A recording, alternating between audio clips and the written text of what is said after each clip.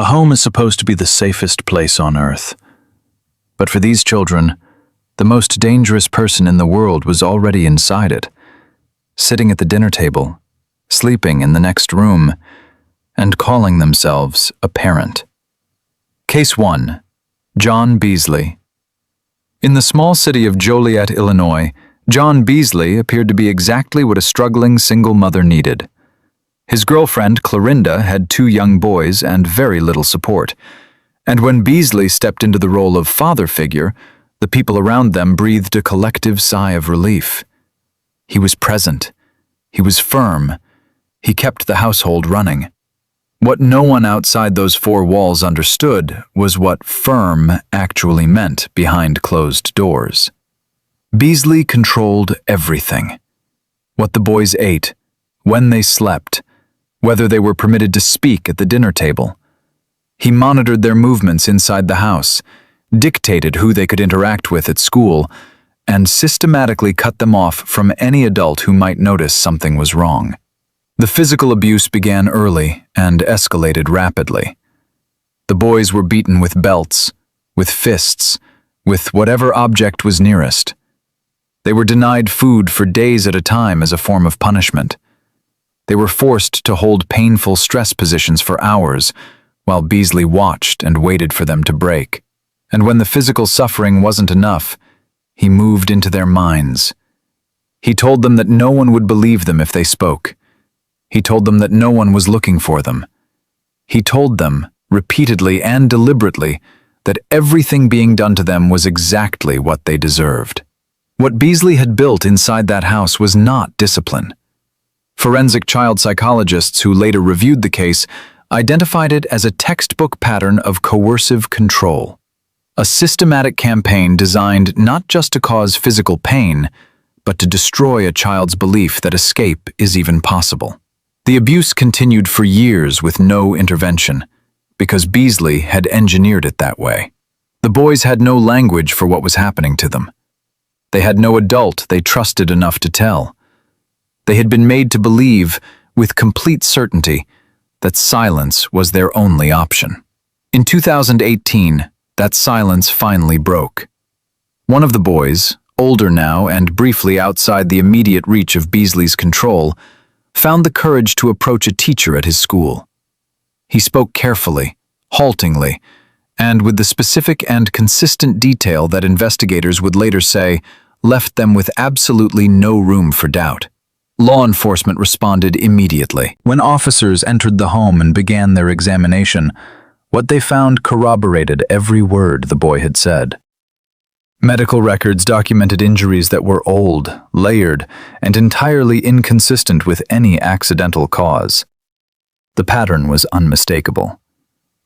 John Beasley was arrested and charged with multiple counts of aggravated battery of a child and chronic child abuse.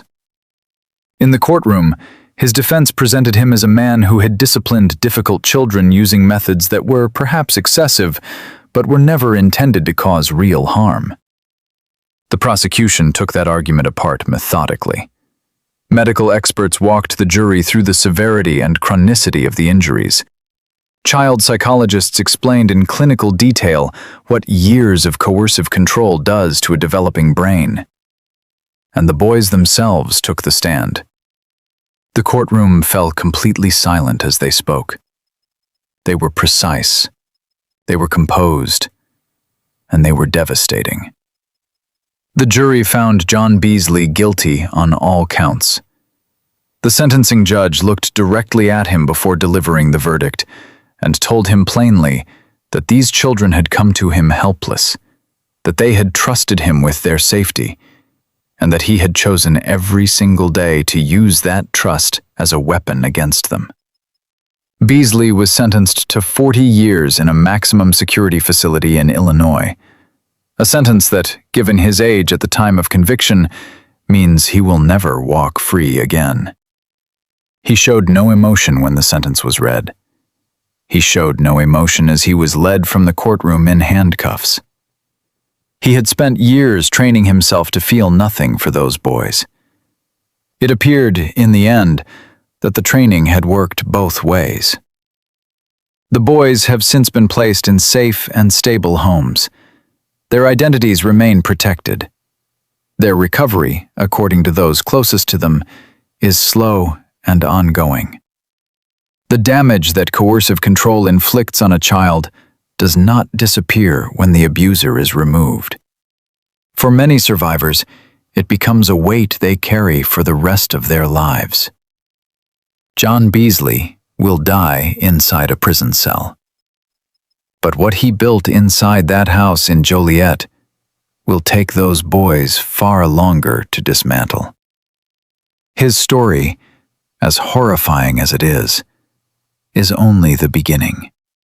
Because the step-parent you are about to hear about next did not stop at abuse. She went further. And the case she left behind shook the entire state of Texas to its core. Case 2. Elisa Baker. Zahra Baker was 10 years old, and she had already survived more than most adults ever will. Born in Australia, Zahra had battled bone cancer as a young child, a fight that cost her her left leg and left her reliant on a prosthetic limb and hearing aids just to move through the world. She was small, she was vulnerable, and by every clinical measure, she was a child who needed the people around her to show up completely. Instead, the person closest to her showed up with a plan. When Zahra's father, Adam Baker, married Elisa Baker and relocated the family from Australia to the small city of Hickory, North Carolina, neighbors who encountered the family described Zahra as quiet and withdrawn. What they did not know was that behind the walls of that house, Elisa Baker had already begun what investigators would later describe as a sustained campaign of abuse directed entirely at a child who could not run, could not easily escape, and had no one close enough to notice what was being done to her. Elisa resented Zahra. That much became clear the deeper investigators dug into the household dynamic. She resented the attention Zahra required, the medical appointments, the equipment, the very presence of a disabled child in her home. Witnesses who knew the family recalled Elisa making cruel and dismissive comments about her stepdaughter, remarks that, at the time, people brushed off as frustration. They were not frustration. They were a window into something far darker that was already in motion inside that house. In October of 2010, Zahra Baker was reported missing. Elisa Baker sat across from investigators and told them she had no idea where the child had gone. She was cooperative. She was emotional. She suggested, to the absolute horror of the detectives in the room, that Zahra may have been taken. To support that theory, a ransom note had appeared, a note demanding money in exchange for the girl's safe return. Law enforcement launched a full missing child investigation. The community rallied, search teams were deployed, and then forensic analysts took a closer look at that ransom note. It had been written by Elisa Baker herself. The investigation shifted immediately and completely. Detectives began tearing apart every statement Elisa had made from the moment Zahra was reported missing and found inconsistencies stacked on top of inconsistencies. Warrants were executed. The property was searched with forensic precision, and what law enforcement found over the weeks that followed was so disturbing that investigators who worked the case later struggled to describe it without visible emotion. Zahra Baker's remains were discovered across multiple separate locations. She had been dismembered. Her prosthetic leg was found in a landfill. Other parts of her body were recovered in different areas surrounding Hickory. The forensic evidence told a story of deliberate concealment, carried out by someone who had planned what they were doing and taken steps to prevent discovery. That person was Elisa Baker. When confronted with the totality of the evidence against her, Elisa Baker did not go to trial. She entered a guilty plea to second-degree murder. In the courtroom, there was no dramatic confession, no tearful expression of remorse, no explanation that made any of it make sense. There was only the clinical language of a plea agreement, and the quiet devastation of a community that had spent weeks hoping Zahra Baker would be found alive. She was sentenced to 14 to 18 years in a North Carolina correctional facility. Additional charges related to other crimes committed during the same period added further time. Adam Baker, Zahra's biological father, was deported back to Australia. The house in Hickory, where Zahra spent her final months, was left empty. Child protection advocates who reviewed the Baker case in the years that followed pointed to a pattern that appears with painful consistency in cases of step-parent abuse. A biological parent who either does not see, does not want to see, or actively enables what is being done to their child by a partner. Zahra Baker had survived bone cancer. She had survived losing her leg. She had survived moving to a country she did not know.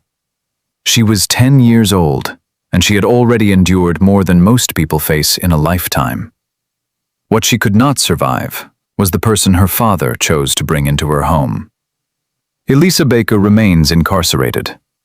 Zahra Baker has a memorial in Hickory, North Carolina, where people who never knew her leave flowers and stuffed animals for a little girl who deserved infinitely better than the life she was handed. Her story is heartbreaking in every possible direction, but as devastating as it is, the case that follows it involves a level of premeditation and cold calculation that will leave you questioning everything you think you know about the people we choose to trust. Some killers are caught within days, some within weeks. And then there are the ones who walk free for decades, living ordinary lives, growing old, collecting a pension, while the truth of what they did sits buried beneath 40 years of silence. David Dearlove was one of those killers. And the only reason he was ever brought to justice at all was because the little boy he murdered in 1968 had a sister who never stopped remembering. Paul Booth was 2 years old when he died in County Durham, England. His mother Kay was young, struggling, and in a relationship with David Dearlove, a man who had made it abundantly clear from the beginning that he had no interest in raising another man's children. Paul and his older sister Janine lived in the household with their mother and Dearlove, and from the earliest days, Dearlove treated the children with open contempt. He did not hide his resentment. He did not attempt to conceal how little he valued the lives of two small children who depended entirely on the adults around them. Witnesses from that period later recalled seeing bruises on Paul that were never adequately explained. Kay, young and dependent on Dearlove, did not report the injuries. Neighbors who noticed said nothing, as neighbors in that era so often did. And on one night in 1968, Paul Booth suffered a fatal injury. Dearlove told Kay, and later told authorities, that the toddler had fallen down the stairs. Given Paul's age, given the chaotic nature of the household, and given the investigative standards of the time, that explanation was accepted. Paul Booth was buried. David Dearlove walked away. He went on to live a full life. He had other relationships. He grew older. He became a grandfather. And for 44 years, Paul Booth remained in the ground with no justice, no acknowledgement, and no one held accountable for his death, except for one person who never forgot. Janine had been a young child when her brother died, but children absorb more than adults realize. As she grew older, her memories of what she had witnessed inside that house became impossible to ignore. She remembered Dearlove's cruelty. She remembered the way he treated Paul. And she remembered, with a clarity that never left her, the moment she understood that her little brother was gone. In 2011, Janine went to the police and gave a full statement. She was not vague. She was not uncertain. She laid out everything she had carried for more than 4 decades with the precision of someone who had rehearsed it every day since it happened. Detectives reopened the case. They interviewed Dearlove, now in his 70s, living quietly and unremarkably in the north of England. He repeated the story he had told in 1968. The stairs, the accident, the tragedy of a small child in an unstable home. Cold case investigators cross-referenced his account against the original forensic evidence and against Janine's testimony. The inconsistencies were significant and damning. David Dearlove was arrested and charged with the murder of Paul Booth. He stood trial in 2017, 49 years after a 2-year-old boy died in his care. The prosecution argued, and the evidence strongly supported, that Paul's fatal injuries were not consistent with a fall down the stairs. They were consistent with being swung against a hard surface by an adult using deliberate force. Dearlove maintained his innocence throughout the trial. He sat in the courtroom and watched the proceedings with the detached composure of a man who had convinced himself, over 5 decades of repetition, that his version of events was the truth. The jury did not agree. David Dearlove was found guilty of the manslaughter of Paul Booth and sentenced to 9 years in prison. The conviction drew significant attention in the United Kingdom, not only because of the extraordinary length of time between the crime and the verdict, but because of what it represented. A child who had died with no justice in 1968 had finally been seen. A man who had spent nearly half a century believing he had gotten away with it was sitting in a cell. Janine Booth, now a grandmother herself, stood outside the courthouse after the verdict was delivered. She told reporters that she had waited her entire life for that moment, that she had carried her brother with her every single day, that she hoped wherever Paul was, he finally knew someone had fought for him. She had fought for him for 44 years, and she had won. Paul Booth was 2 years old. He had barely begun to exist in the world before David Dearlove ended his story permanently. But Dearlove's conviction proved something that every case in this documentary reinforces: that time does not protect killers. It only delays justice.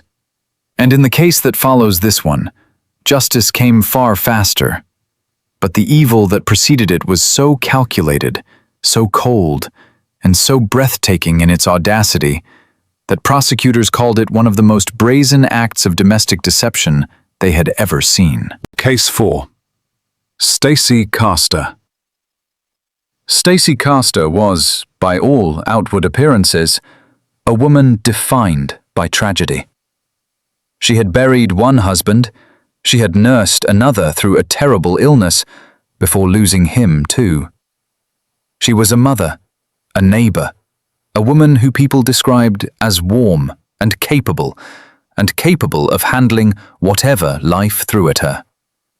What her community did not know, what even her own daughters did not fully understand, was that Stacey Castor was not a woman defined by tragedy.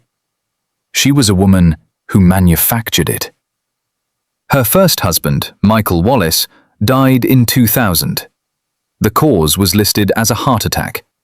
He was relatively young, and the death was unexpected, but unexpected deaths happen, and in the absence of any glaring red flags, the medical examiner signed off and the case was closed. Stacey collected the life insurance payout and moved forward with her life. She met David Castor, remarried, and by all appearances was building something new. David Castor died in 2005. His death was discovered by Stacey herself, who told investigators she had become concerned when he failed to emerge from the locked bedroom for an extended period. Officers forced open the door and found David dead, a bottle of antifreeze nearby. Stacey suggested he had taken his own life. Investigators noted the scenario and began their examination. The antifreeze was the detail that unraveled everything. Forensic toxicologists who analyzed David Castor's remains found quantities of ethylene glycol, the active and lethal ingredient in antifreeze, that were inconsistent with voluntary ingestion. The concentration, the distribution, and the timeline did not support suicide. They supported something far more deliberate. Investigators requested permission to exhume the body of Michael Wallace, Stacey's first husband. What they found ended any remaining doubt. Michael Wallace had not died of a heart attack. He had been poisoned with antifreeze as well. Stacey Castor had killed 2 husbands using the same method, collected on both of their life insurance policies, and lived for years inside the gap between what investigators suspected and what they could prove. When detectives moved to arrest her, she made one final and catastrophic calculation. She decided to frame her own daughter. Ashley Wallace, Stacey's daughter from her first marriage, was found unconscious in her bedroom in September 2007, with an empty bottle of vodka nearby and a suicide note on the table. The note, written in Ashley's name, confessed to killing both David Castor and Michael Wallace, and expressed remorse for what she had done. Ashley was rushed to the hospital and survived. And when forensic document examiners analyzed the handwriting on that note, they determined it had not been written by Ashley Wallace. It had been written by Stacey Castor. She had poisoned 2 men. She had profited from both deaths. And when the walls began to close in, she had sat down and written a false confession in her own daughter's handwriting, then fed Ashley enough alcohol and pills to make the scene look credible. She left her child on the floor of a bedroom to die, not to protect herself, but to walk away clean one more time. It did not work. In 2009, Stacey Castor was convicted of the second-degree murder of David Castor and the attempted murder of her daughter Ashley. She received a sentence of 51.5 years to life in prison. David Castor's family sat in the courtroom and watched the verdict delivered. Ashley Wallace, who had nearly died at her own mother's hands, was present as well. Stacey Castor died in prison in 2016 of a heart attack, the same cause of death she had once successfully attached to a man she had murdered with antifreeze. She maintained her innocence until the end, insisting that David Castor had taken his own life and that she had been framed by the very investigation that convicted her. Not a single person who examined the evidence believed her. She had built her entire adult life on the assumption that love was something that could be faked convincingly enough to become real. She was wrong. And the woman you are about to hear about next operated with a cruelty so visible, so brazen, and so completely unmasked that the only question her case leaves behind is why it took as long as it did for someone to stop her. Case 5. Naomi Edmonds, breast. Mako Cargill was 7 years old and had already been failed by nearly every system designed to protect children like her. She had moved between homes, between caregivers, between environments that were unstable and inconsistent. And when she came to live with her stepmother, Naomi Edmonds, and her father in the Dallas area of Texas, those closest to the situation allowed themselves to believe that this time would be different. This time, there was a home. There were adults. There was structure. What there was in reality was Naomi Edmonds, and Naomi Edmonds had decided almost immediately that Mako was a problem she did not want to solve. The abuse began in a manner that, by now, may feel devastatingly familiar. Restrictions on food, physical punishment that went beyond any defensible boundary, isolation from anyone outside the immediate household who might ask the wrong question at the wrong moment. But what distinguished Naomi Edmonds from other abusers in this documentary was the speed and totality with which she escalated, and the particular form her cruelty took in the final weeks of Mako's life. Mako was starved, not neglected, starved. Deliberately, consistently, and with full awareness of what was happening to the child's body. Neighbors who later spoke to investigators described a little girl who appeared visibly smaller each time they saw her. A child who, when she did appear outside, moved carefully, as though each step cost something. A child whose eyes, multiple witnesses said, had gone somewhere that children's eyes are not supposed to go. When Mako Cargill died in 2008 at the age of 7, the official cause of death was determined to be starvation and physical abuse. She weighed 36 pounds at the time of her death. A healthy 7-year-old girl should weigh roughly twice that amount. The medical examiner's findings were unambiguous. This child had been systematically deprived of food and subjected to sustained physical abuse over an extended period of time. What was done to her was not an accident, not a moment of lost control, not the product of ignorance. It was intentional. Naomi Edmonds was arrested and charged with capital murder. Her trial drew significant attention in Texas, both because of the severity of what had been done to Mako and because of the defense's attempt to distribute responsibility across a broader network of caregivers and family members who had each, at various points, had contact with the child. The prosecution rejected that framing entirely.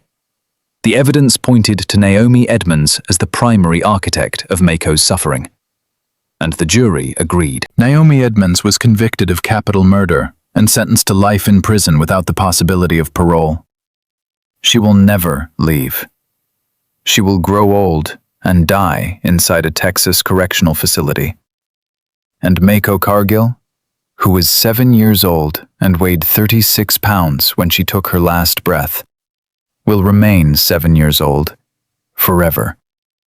Child welfare advocates who reviewed the case in the years following the conviction noted that Mako had been visible to multiple systems at multiple points in her short life, and that her death represented not just the failure of one individual, but the failure of every checkpoint that was supposed to catch exactly this kind of situation before it became irreversible.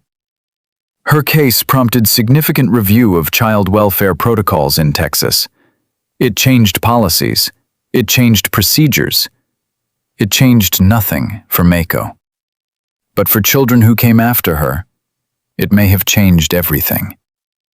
The case that follows this one takes place not in a neglected household, but in a comfortable home in one of New York's most established neighborhoods, where a man with no prior criminal history picked up a weapon in the middle of the night and committed an act so sudden and so savage that the people who responded to the scene initially struggled to process what they were looking at. There are cases in this documentary that unfold slowly.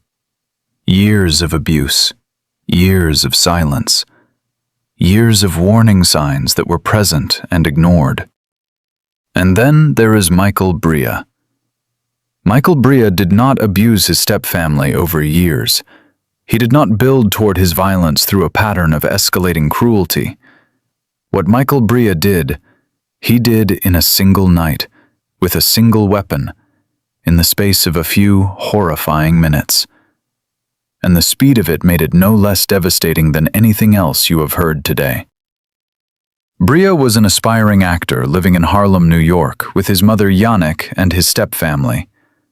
By accounts from people who knew him, he was unremarkable in the way that people who are quietly deteriorating often appear unremarkable. He attended auditions. He maintained relationships. He functioned. But in the days immediately preceding the night of November 2010, something shifted, with a speed and completeness that those closest to him were entirely unprepared for. Brea had become deeply immersed in a religious movement called Universal Medicine, a group whose teachings, according to those who analyzed its ideology, emphasized a framework in which individuals could become convinced of a mission of profound spiritual importance. In Michael Brea's case, whatever he had absorbed from that framework translated into something catastrophic. He became convinced, in the hours before the attack, that his mother Yannick was possessed, that she was something other than the woman who had raised him, that what he was about to do was not violence, but necessity. In the early morning hours of November 12, 2010, Bria retrieved a ceremonial Freemason sword from inside the apartment. He found his mother in the bathroom. He attacked her with the sword, striking her repeatedly and fatally. His stepsister, who was also in the apartment and heard what was happening, barricaded herself inside a room and called 911. Officers arrived to find Michael Bria still inside the apartment, holding the sword, speaking in a calm and disconnected manner about what he had done and why he had done it. Yannick Bria was dead. Michael Bria was taken into custody and subsequently underwent extensive psychiatric evaluation. The assessments concluded that at the time of the attack, Bria had been experiencing a severe psychotic episode, likely the acute onset of a serious mental illness that had gone undetected and untreated until it expressed itself in the most irreversible way possible. He was found not responsible by reason of mental disease or defect and was committed to a secure psychiatric facility rather than sentenced to a conventional prison term. The Bria case sits differently from the others in this documentary because the mechanism of the violence was not hatred or greed or the deliberate exercise of control over someone more vulnerable. It was the catastrophic failure of a mind that had been overwhelmed by something it could not process and had been given, in that moment, no other architecture for understanding what was happening to it. That distinction does not make Yannick Bria any less dead. It does not make what her son did to her any less devastating. It simply adds to this story a particular and painful complexity, a reminder that the line between the person we know and the person we could become under the wrong circumstances is not always as clear as we would like it to be. What is not complex, and what requires no philosophical framework to understand, is the case that follows.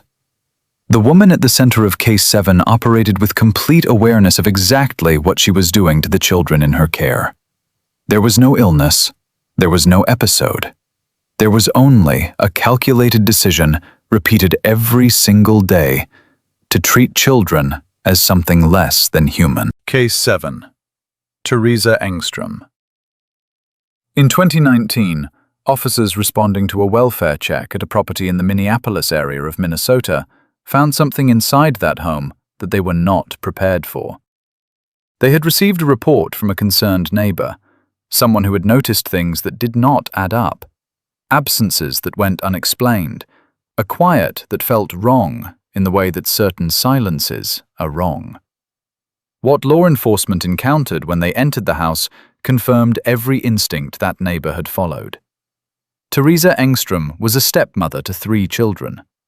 From the outside, the household functioned. The children attended school, at least intermittently. There was food in the house, at least some of the time.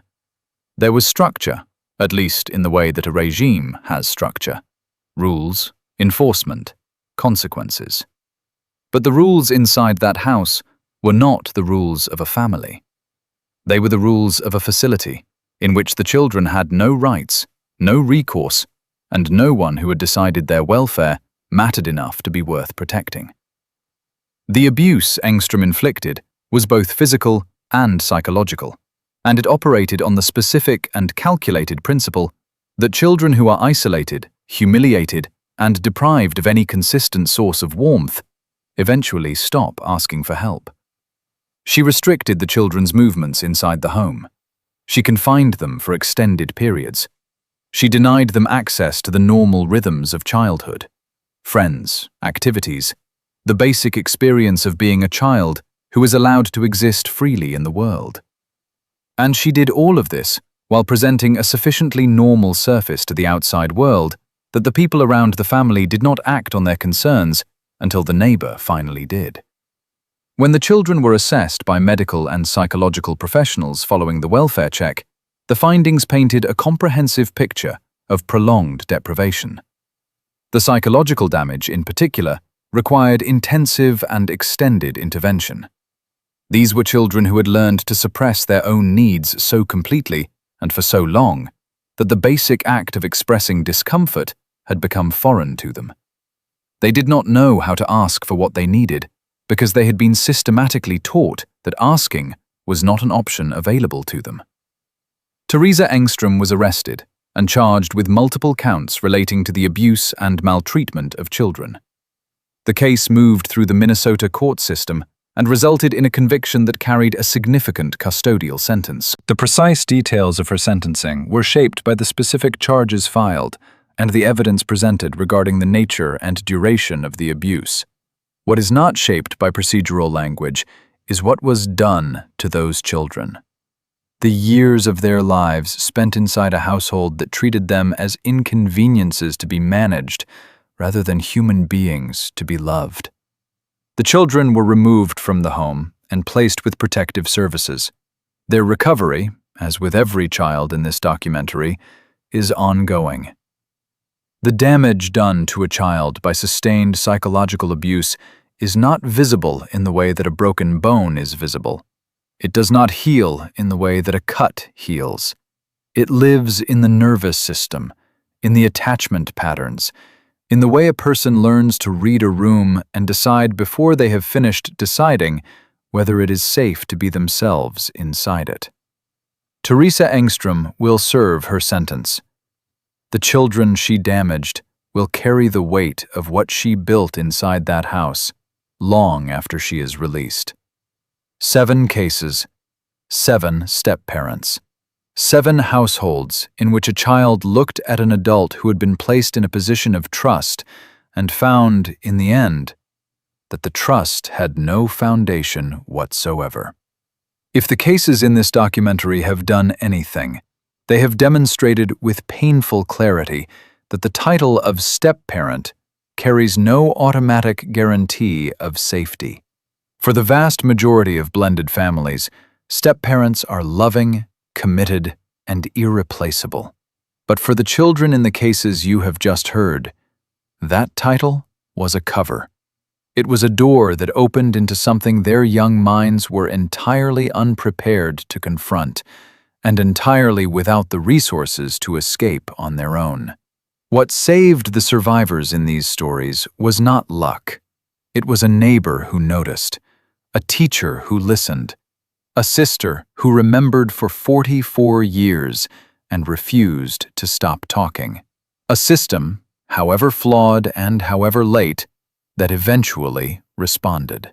Every child in this documentary who survived did so because at least one person in the world around them decided that what they were seeing was not acceptable and acted on that decision.